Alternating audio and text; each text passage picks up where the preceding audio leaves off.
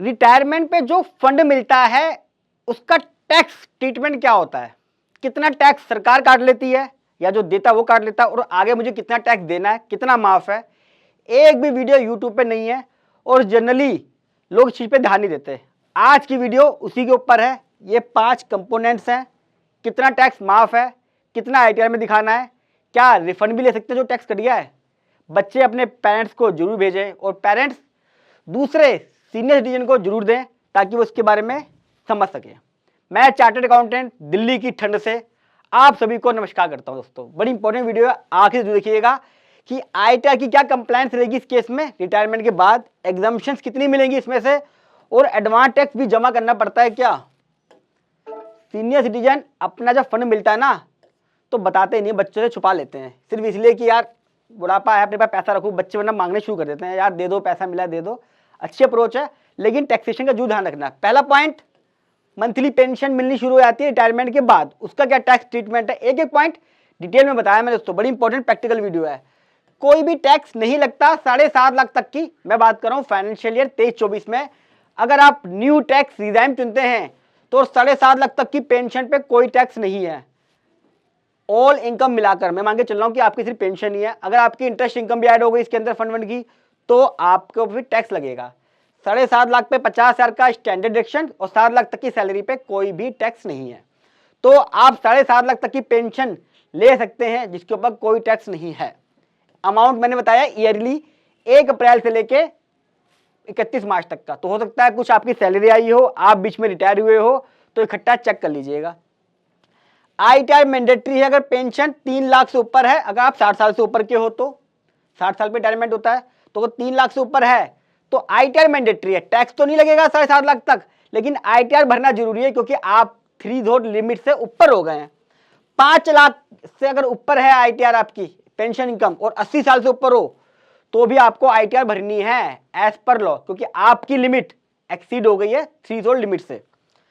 Disable arm force person है, अगर उनको पेंशन मिल रही है तो उस पर कोई टैक्स नहीं है, जितना मर्जी मिले, ये स्पेशल प्रोविजन है उनके लिए। एक चीज और पेंशन वालों के लिए, अगर आपको पेंशन और इंटरेस्ट मिल रही है और सेम बैंक में है, एक ही बैंक में आपकी पेंशन भी आ रही है, एसबीआई में मान लीजिए, और एसबीआई में ही आपकी एफडी भी है, उस पर इंटरेस्ट आ रहा है, तो आप एक फॉर्म 12 बीबीए भर दीजिए। अगर आपकी एज 75 साल से ऊपर है तो आप ये फॉर्म भर सकते हो, तो आपको कोई भी आईटीआर भरने की जरूरत भी नहीं है। सेक्शन 194P है, इसके ऊपर वीडियो बना चुका हूं कि कैसे फॉर्म भरते हैं, क्या सेक्शन है। बैंक वाला आपके ब्याह पे कैलकुलेशन करेगा, टैक्स काट लेगा और आईटीआर भी भर दी जाएगी, ये मान लिया जाएगा, आपको भरने की जरूरत नहीं है अगर आप 75 साल से ऊपर हो। यार 60 साल से ऊपर के लिए कर दिया जाए, 75 साल से ऊपर जीता कौन है इंडिया में, आजकल तक प्रदूषण है। कोई भी एडवांस टैक्स आपको नहीं देना अगर आप रिटायर हो गए हो, अगर आपकी बिजनेस इनकम नहीं है तो। यानी कि आपकी 12 लाख रुपए की अगर पेंशन इनकम आ रही है तो आपको खुद 31 मार्च से पहले उसके ऊपर टैक्स पे करना है, खुद कैलकुलेशन करके। आपका एडवांस टैक्स की कैलकुलेशन क्वार्टरली नहीं बनेगी अगर आपकी बिजनेस इनकम नहीं है तो। पहला पॉइंट क्लियर, वो मैंने बताया अनकम्यूटेटेड पेंशन। अब आ रही है कम्यूटेड पेंशन, यानी कि जो लमसम मिलती है वो। 2 तरह के लोग पेंशन कराते हैं, कम्यूटेड और अनकम्यूटेड। अब कम्यूटेड पेंशन क्या है, सेक्शन 1010A है, पढ़ लेना जो प्रोफेशनल्स है, पढ़ा जरूर करिए। अगर आप सेंट्रल एम्प्लॉई हैं, स्टेट हैं या लोकल हैं, कॉर्पोरेशन एम्प्लॉई हैं, तो आप पे के ऊपर किसी भी तरह की लमसम पेंशन लेने पे कोई टैक्स नहीं है, जिसे हम बोलते हैं कम्यूटेड पेंशन। कोई भी अमाउंट हो पूरा पूरा माफ है।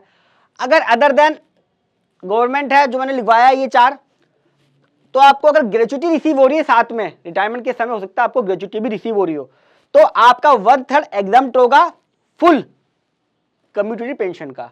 यानी कि 1/3 का मतलब क्या होगा, अगर आपको 90 लाख मिल रही है ये पेंशन सेक्शन 1010A में और आपको ग्रेचुटी मिली है, तो आपका 1/3 इसमें से 1/3 हो गया 30 लाख, ये माइनस हो जाएगा, बाकी पे टैक्स लग जाएगा अगर आपको ग्रेचुटी मिल रही है। अगर आपको ग्रेचुटी नहीं मिल रही तो इसका आधा माफ होगा, 90 में से 45 लाख माफ हो जाएगा, 45 पे टैक्स लग जाएगा। ये मैंने एडहॉक बेसिस पे बताई है, इसकी फार्मूले जो है मैंने डिस्क्रिप्शन बॉक्स में डाल दिए हैं। ये आपको एक ओवरव्यू दे रहा हूँ। बाल की खाल, कई लोग यूट्यूब पे कहते हैं बाल की खाल निकालना शुरू कर देते हैं मेरी, भैया मैं आपको A to Z प्रोविजन नहीं समझा सकता, ये आपकी नॉलेज के लिए है कि हाँ यार ऐसा कुछ होता है। अब इसके बाद आपको प्रोफेशनल से अप्रोच करवानी है, कैलकुलेशन वही करेगा। मेरी जितनी भी वीडियो है आपको एजुकेट करती है कि यार ये मुझे करना ऐसे है। जैसे हम किसी को कह रहे हैं कि रास्ता सीधा गाड़ी से गोवा जाता है, इसका मतलब ये नहीं है कि मैं खुद ही ड्राइव करना शुरू कर दूं। ड्राइव तो कौन करेगा? जिसको गाड़ी चलाने आती है। हाँ, आपको रास्ता तो पता है, आप ड्राइवर कहोगे भैया रास्ता सीधा है, मुझे इसकी नॉलेज मिल गई है, मैंने वीडियो में देख लिया कैसे कैसे जाना है, मैं आपको बताऊंगा। लेकिन ये नहीं है आपने खुद ही ड्राइविंग शुरू कर दिया, अरे मैंने देख तो ली वीडियो। तो ये नॉलेज के लिए है। आपके दोनों हो गए पेंशन का, कम्यूटेटेड और अनकम्यूटेटेड पेंशन। थोड़ी सी मेरी भी तबीयत खराब है ठंड की वजह से। दिल्ली की सर्दी बड़ी जबरदस्त होती है दोस्तों। सर्दियों में 1 डिग्री, गर्मियों में 50 डिग्री। ग्रेजुटी सेक्शन 10(10) के अंदर इसका प्रोविजन है इनकम टैक्स में। अगर आपको रिटायरमेंट पे मिली है और आप गवर्नमेंट एम्प्लॉय हो तो कोई टैक्स नहीं है, कितना भी अमाउंट मिले, 40 लाख मिल रहा है, 50 लाख मिल रहा है, पूरी ग्रेजुटी आपकी माफ होती है। स्टैट्यूटरी कॉर्पोरेशन के जो एम्प्लॉय है वो गवर्नमेंट एम्प्लॉय नहीं है इस केस में दोस्तों, ध्यान रखना। तो अगर स्टैट्यूटरी कॉर्पोरेशन में आप काम कर रहे हो, डिस्क्रिप्शन बॉक्स में लिख दिया है मैंने कि कौन कौन से स्टैट्यूटरी कॉर्पोरेशन के लोग होते हैं। आप मेरे से कमेंट बॉक्स में ही पूछ लीजिएगा कि मैं यहाँ काम कर रहा हूँ, मैं सेंट्रल एम्प्लॉय हूँ या स्टैट्यूटरी, मैं बता दूंगा। दूसरों के लिए 20 लाख तक कोई टैक्स नहीं है, यानी किसी एम्प्लॉय जो प्राइवेट है उसको अगर 18 लाख रुपए मिल रही है तो पूरे 18 लाख माफ है। 20 लाख मिल रही है, 20 लाख माफ है।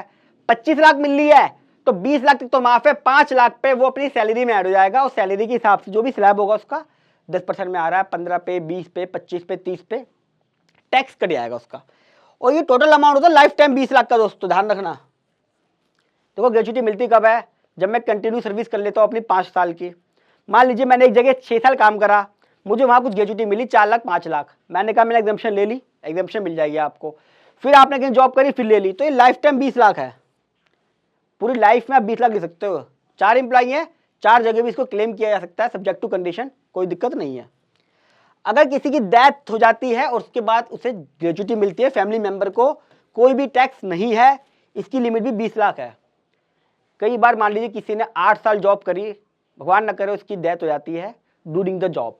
वैसे तो हम जो बात कर रहे हैं ग्रेजुटी की, ये है ग्रेजुटी जो रिटायरमेंट पे मिलती है, पूरी माफ है। कई बार उसकी ग्रेजुटी की एप्लीकेबल तो हो जाती है लेकिन उसकी रिटायरमेंट नहीं हुई, लेकिन डेथ हो गई, तो उसका फुल एंड फाइनल होगा, फैमिली मेंबर को पैसा मिलेगा।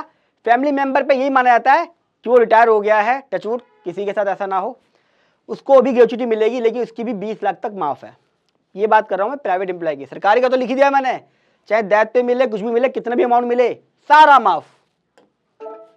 सरकारी नौकरी वालों का फायदा तो है दोस्तों, लेकिन सरकारी स्कूल बेकार है, सरकारी अस्पताल बेकार है, वो किसी में इलाज कराना चाहता नहीं है, जाते वो प्राइवेट में ही है, लेकिन जॉब सरकारी चाहिए।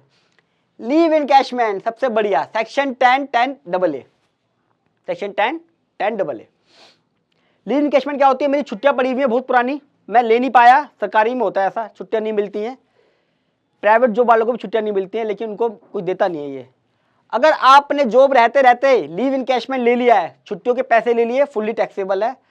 रिटायरमेंट के बाद अगर गवर्नमेंट एम्प्लॉय ने लीव इनकैशमेंट के पैसे लिए हैं, कोई भी टैक्स नहीं लगेगा, बल्ले बल्ले बल्ले बल्ले, कोई भी अमाउंट।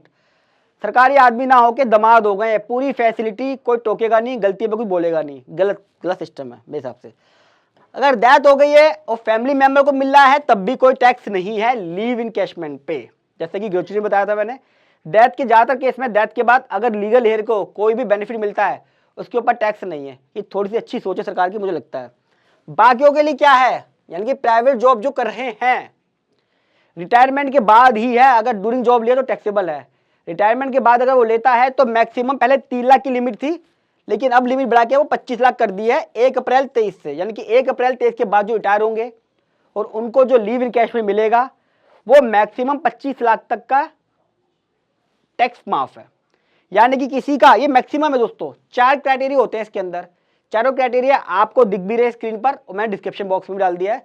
यानी कि ये मैक्सिमम लिमिट है 25 लाख। चारों फार्मूले लगाए जाएंगे, चारों के अंदर जो लिस्ट होगा सबसे कम वो आपको एग्जम्पशन मिल जाएगी। यानी कि आपने कैलकुलेशन करी, मैक्सिमम 25 लाख है और आपकी कैलकुलेशन आई 12 लाख की, तो 12 लाख तक आपका माफ है क्योंकि 25 लाख मैक्सिमम है। कैलकुलेशन करिए आपने, आपका अमाउंट आ गया 32 लाख।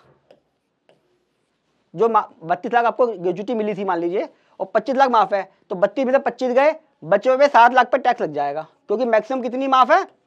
25 लाख। भैया ऐसा क्यों, प्राइवेट आदमी काम नहीं करता क्या?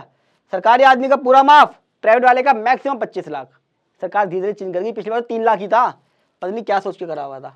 अब एक लास्ट पॉइंट बचा है जीपीएफ और ईपीएफ, वो भी पूरी तरीके से माफ है दोस्तों। जब आपको रिटायरमेंट पे मिलता है या किसी लीगल हेयर को मिले, चाहे वो प्राइवेट हो या सेंट्रल गवर्नमेंट, सभी को पूरी तरीके से माफ है। वीडियो कैसी लगी कमेंट बॉक्स में जरूर बताइएगा, और फर्स्ट टाइम आ रहे तो मेरे चैनल को सब्सक्राइब कर लीजिएगा। प्रैक्टिकल वीडियो सिर्फ आपको इसी चैनल पे मिलेगी। और जो बच्चे हैं अपने पेरेंट्स को जरूर शेयर करें, और जो सीनियर सिटीजन है वो दूसरे सीनियर सिटीजन को जरूर दें, क्योंकि रिटायरमेंट फंड पे पैसा तो आ जाता है, उसकी कैलकुलेशन का कोई भी ध्यान नहीं रख सकता। आप भी अपनी जो क्रक्स हैं, आपको पैसा मिला हुआ है, आप कमेंट बॉक्स में मुझे बता दीजिएगा। मैं आपको एक रफली कैलकुलेशन बता दूंगा कि कितना टैक्स बन रहा था, कितना माफ हुआ है, ताकि आप अपने फॉर्म 16 से उसे मैच कर ले, और कुछ टैक्स फालतू भी कर दिया है उसका बेनिफिट मिल जाए। जरूरी नहीं है कि जो आपके ऑफिस ने कैलकुलेशन करी है वो हमेशा ठीक ही हो दोस्तों, एक इंडिपेंडेंट कैलकुलेशन जरूर करनी भी चाहिए, और एक्सपर्ट के द्वारा सीए या एडवोकेट से करा भी लेनी चाहिए। और जितना हो सके सभी जगह इस वीडियो को शेयर करें सीनियर सिटीजन। अगली वीडियो में मिलूंगा, तब तक के लिए नमस्कार।